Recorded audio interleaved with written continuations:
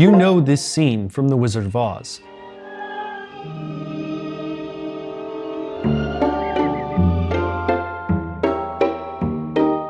It happens just after Dorothy croons in sepia-toned Kansas, Toto wags his tail, and the house gets caught in a tornado. She travels from a faded film strip to a Technicolor world. But there are three things about this scene you might get wrong, and each one helps show the real history of Technicolor. These misconceptions explain what the Technicolor triumph really was, from the technical aspects that made it work, to exactly why it took over the movies, to the way in which the technology shaped the look of the 20th century.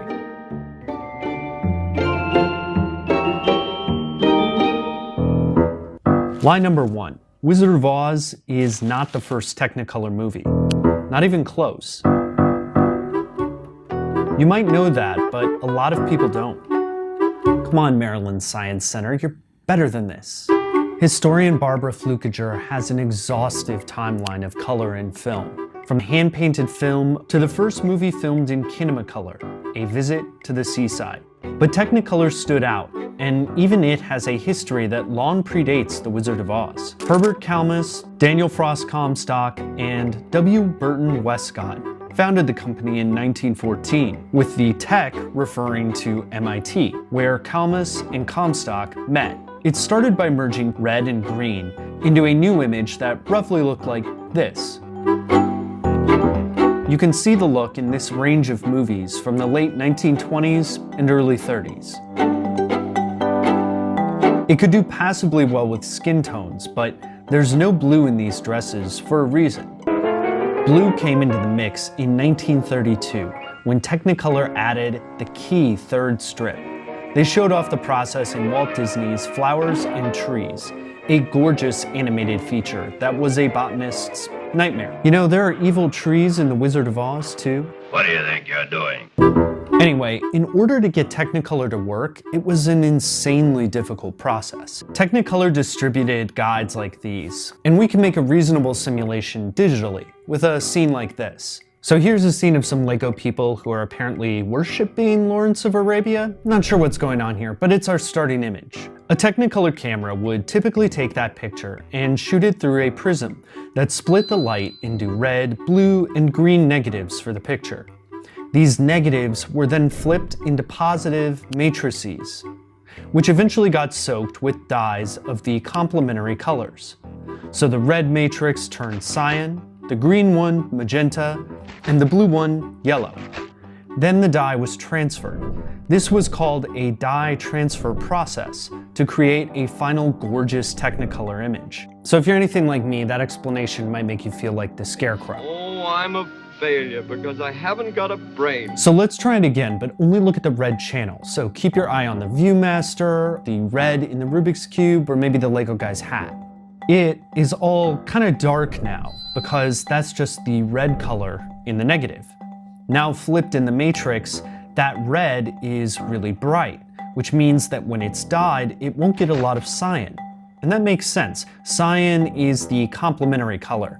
It's the anti-red. So where you want a lot of red, you do not want a lot of cyan. That way, when it comes together, you get a ton of magenta and some yellow. You don't have a lot of cyan because the cyan cancels out the red. In the earlier days of Technicolor, they also had to amp up the contrast. The company would add a black and white layer underneath the matrices to serve as something called the key.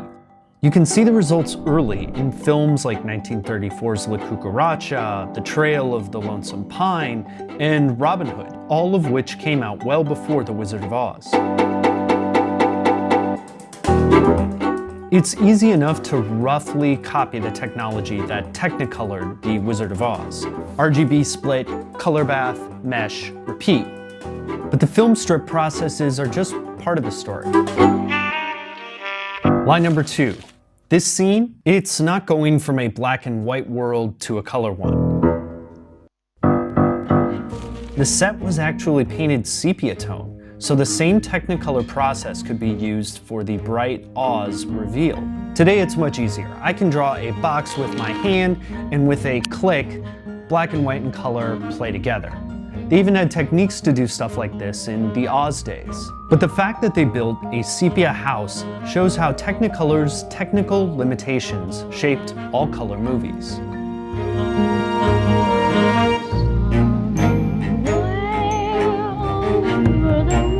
This is one of the cameras that was used to film The Wizard of Oz. It weighs 400 to 500 pounds, and these cameras were bigger than ordinary motion picture cameras because they had to run 3 strips of film through them at any given time.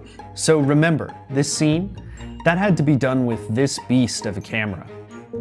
Those 3 strips didn't just require more space, they needed tons of light. That set had to be blazingly overlit to get enough light through to these 3 strips of film. The set was reportedly 100 degrees Fahrenheit at times. Sound was an issue too. It's so loud when you're running 3 strips of film through a camera. So they had to build this blimp around it that's filled with soundproofing material. So when you're making a sound film, you don't get all the sound from the camera throughout the studio there.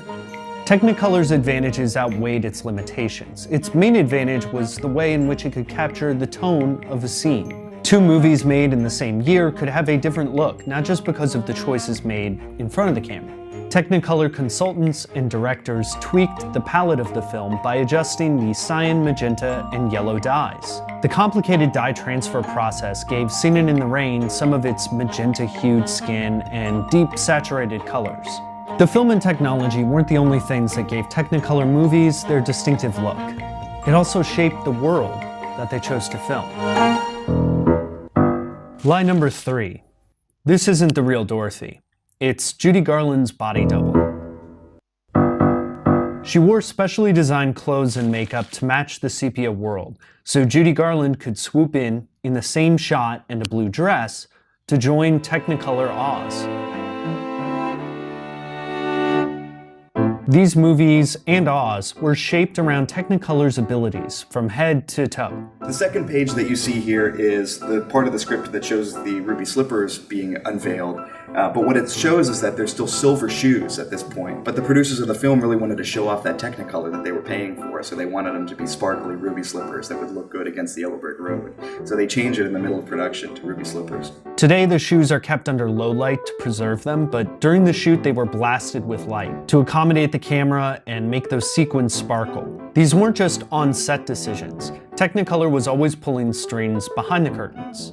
Look at the credits for The Wizard of Oz, and The Trail of the Lonesome Pine, and A Star is Born, and so on and so on.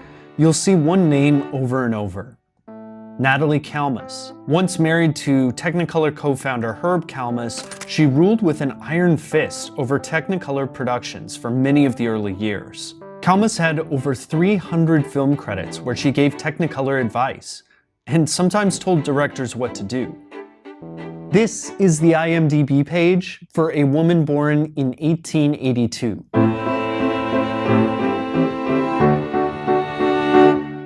In documents like Color Consciousness, she extended her reach into art. The essay includes aesthetic color theory: red, danger, blood, life, heat; green, nature, outdoors, freedom, freshness. Kalmus's influence was significant, but it's as important as a reflection of Technicolor's power. Technicolor had its own processing facilities and its own camera crew that continued Natalie Kalmus's work after she left the company. The technology in the production process gave Technicolor a significant competitive advantage to alternatives being used. Despite all those alternatives shown on Barbara Flukiger's website, studios stuck with Technicolor for a long time. It had a reliable system and could be shown in any theater in splendid color without requiring special equipment. Technicolor eventually fell to cheaper processes through the 1950s, like Eastman Color, that used a single strip. The Godfather Part 2 was one of the final major releases to use the Technicolor we recognize. But old prints remain surprisingly vibrant today due to the dye transfer process used. Today, I can snap my fingers and be in The Matrix or in Stranger Things upside down. Okay, what are all these dust particles? Is this asbestos? Am I covered in asbestos right now? Technicolor was never just a click. The look was formed by the camera's strengths and weaknesses, the artistic choices made for color, and the Technicolor company's infrastructure and supervision. In that key scene from The Wizard of Oz, you might not have known the trivia about Dorothy's double, or the sepia doorway, or even that it wasn't Technicolor's debut. But one thing is easy to understand, intuitively. The movie is all about it. Technicolor wasn't a switch or a doorway. It was a whole world, just waiting on the other side.